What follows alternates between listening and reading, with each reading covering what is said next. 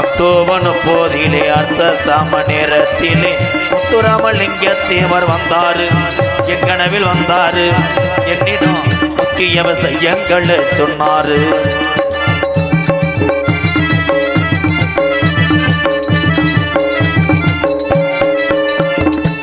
சாதிகளின் பேரை சொல்லி சங்கங்களும் 100 வச்சு. சாதிகளின் பேரை சொல்லி சங்கங்களும் 100 வச்சு. சாதிகளின் பேரை சொல்லி சங்கங்களும் 100 வச்சு. சண்டையிடக்கூடாதுன்னு சொன்னாரு.